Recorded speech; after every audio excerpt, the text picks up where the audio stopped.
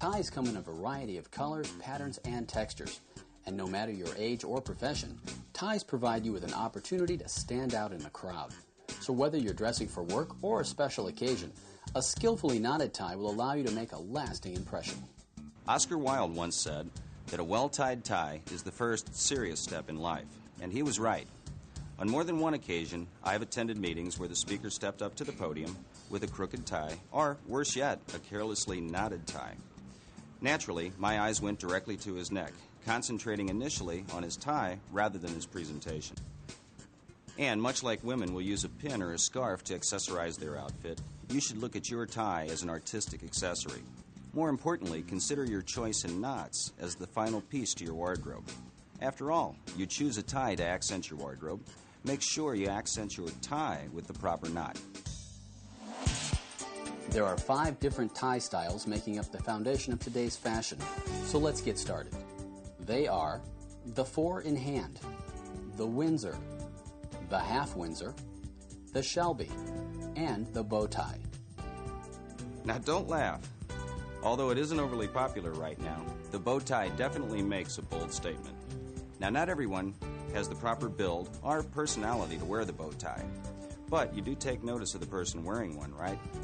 Well, we'll get to this in a moment, but first we'll cover one of the more popular knot styles, using a contemporary style tie, the 4 in hand, also known as the simple knot.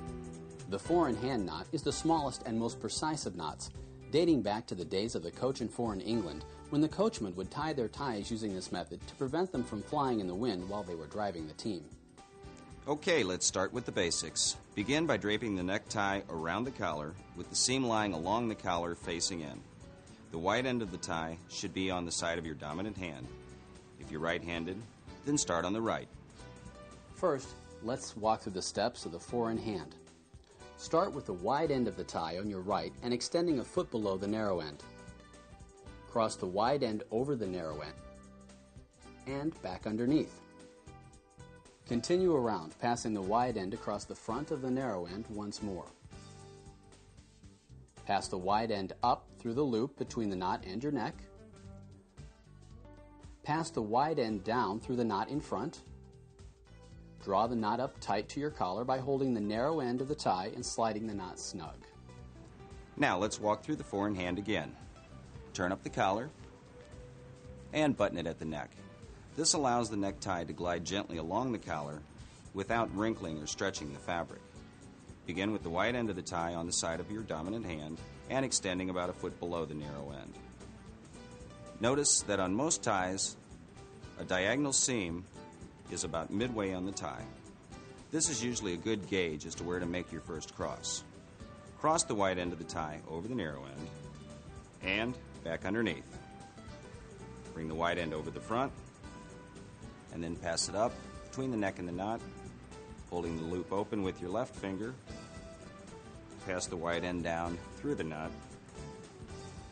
And notice that by tucking the loop through with your index finger of the right hand, this allows you to maintain the knot while you pull the material through. And this goes for all knots. Shape your knot and draw it up tight. Turn down the collar. And there you have a nice, clean 4 in hand. Next, we'll help you master the half Windsor. Now pay close attention because I'm about to reveal a new twist to the traditional directions. Why is this necessary? Well, the half Windsor has always appeared to be a little lopsided, until now. Start with the wide end of the tie on your right and extending a foot below the narrow end. Cross the wide end over the narrow end and wrap it back underneath. Bring the wide end up towards your face and turn down through the loop to your right, not your left. This is the new twist. Traditional directions say to go to your left. However, we found that bringing the wide end to your right results in a more symmetrical knot. This allows you to pass the wide end around the front from your right to left. Then, go up between your neck and the knot, and down through the knot in front. Tighten carefully and draw up to the collar to complete the new and improved half Windsor. Now, if you've ever had problems getting your finished tie to hang to the proper length, here's a little trick. Start by letting the wide end hang to twice the length as the narrow end. To check if you've done this properly, draw the wide end up to the edge of the neck. The length of the doubled end should be equal in length to that of the narrow end. Now you'll want to experiment with any new tie though, because there are a number of variables that affect the length of the final tie. The thickness of the material and the length of the tie itself, the thickness of the neck and the length of the torso. Also, knot styles require differing lengths of material, so you'll want to vary the point at which you make your first cross. Now let's step through the half Windsor once more. The wide end of the tie should be on the side of your dominant hand and extending at least a foot below the narrow end. Cross the wide end over the narrow end and back underneath. Bring the broad end up towards you and then down through the loop between your neck and the knot, and sweep the wide end to the right this time, not to the left. This is the new twist. This allows you to bring the broad end from the right across the front to the left, and then bring the broad end up between your neck and the knot, pass it down through the loop, draw your material, and then draw it up tight. And there you have a half Windsor. See how even the two sides are? I should point out that after being tied, the tips of the necktie should touch the waistband of the pants, and the two ends of the tie should either be equal in length or the narrow end a fraction shorter.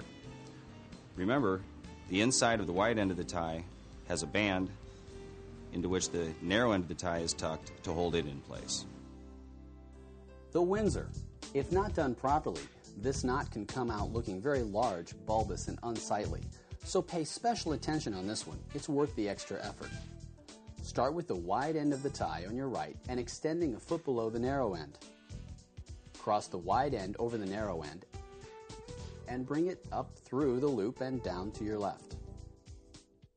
Next, bring the wide end around behind the narrow end to your right. Bring the wide end up from the front and through the loop coming back down on your right.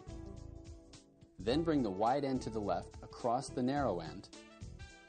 Turn and pass the wide end up through the loop and complete by slipping the tie down through the knot in front, tighten, and draw up comfortably to the collar. Most standard neckties come in lengths from 58 to 60 inches. Taller men, or those of you who choose to wear a Windsor knot, which requires the most length of material, will require a somewhat longer tie. Now, let's step through the Windsor once more, slowly.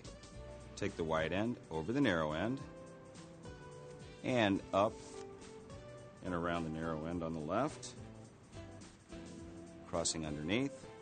Bring the wide end up and towards you, down through the loop between your neck and the knot on the right. This forms the V. Now, bring the broad end from the right across the front of the knot to the left, and bring the knot up between your neck and the knot. Tuck it down through the loop in the front of the knot, shape and form, and draw it up. There you have a full Windsor. When properly tied, it should have a nice clean dimple like this. Bow ties. Though you'll occasionally see them worn by the college professor or stock market analyst, bow ties are usually worn at formal engagements with a pleated front shirt. They make a unique fashion statement, and depending upon the setting, they give a man a suave or intellectually professional look. The general rule of thumb is that the bow tie should never be broader than the widest part of the neck and should not extend beyond the outside points of the collar. Start with the end in your left hand, 1.5 inches below that in your right hand. Cross the longer end over the shorter end and pass up through the loop. It's important to make sure the tie is snug against your collar at this point. Form the front loop of the bow by doubling up the right side and placing it across the collar points. Hold this front loop with the thumb and forefinger of your left hand. Drop the long end down over the front. Using your forefinger, push the hanging end of the tie up behind the loop in front and poke the resulting loop through the knot behind the front loop as shown. Even the ends and tighten. It's really not as complicated as it looks. Here, let me show you. Begin with the left side, 1.5 inches longer than the right side. Cross the long side over the sharp and up underneath. Now, here's a little trick. Tighten at the neck and be sure to even up the two ends. Now, draw the lower portion up and double it over on itself. Now sweep the top end over the front and then poke in from behind. Draw it through. Turn down your collar.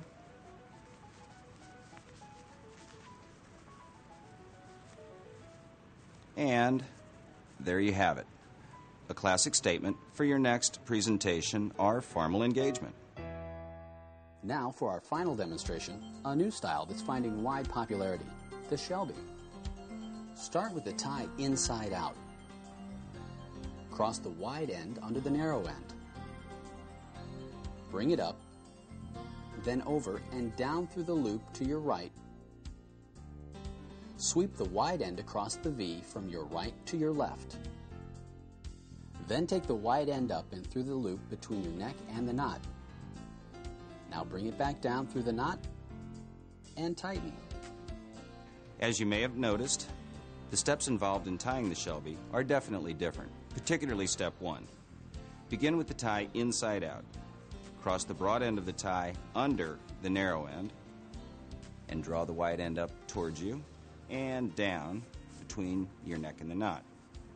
Sweep the broad end to the right. Now pass the broad end across the front of the tie from right to left. Bring the wide end up between your neck and the knot and down through the loop in the front. Draw your material down, shaping. Drop your knot to the collar. Lower your collar. And there you have the most recent addition to the classic collection of knots, the Shelby. See how nicely it dimples? So far, we've covered the 4-in-hand, the half Windsor, the Windsor, the bow tie, and the Shelby. Now, every time you tie one of these knots, you'll inevitably need to remove the tie.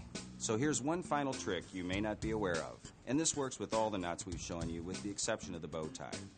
Simply grab the skinny portion above the knot and pull the material through. Then, if you've properly knotted the tie, pull the two ends apart and the knot should remove itself. Every day we're judged by how we present ourselves. The tie you select says a lot about you. It's an excellent way for you to express your imagination, artistic flair, and personality. Master just 2 or 3 of the special knots presented here, and you'll not only stand out as someone who takes pride in their appearance, but as someone who takes their career seriously as well. And if you're not a business professional, don't limit yourself to just tying these knots for weddings and graduations. In recent years, there has been a casual dress renaissance, which has brought about the newborn luxury jeans look. Jeans, together with a classic style jacket. And when accessorized with a tie, the result is perfect for those casual office Fridays, an evening out, or any other event that requires that in-between look, somewhere in between casual and dress. So, whether you wear a tie daily, or whether this is the first time you've ever tied a tie, we hope the information presented here will help you look your best.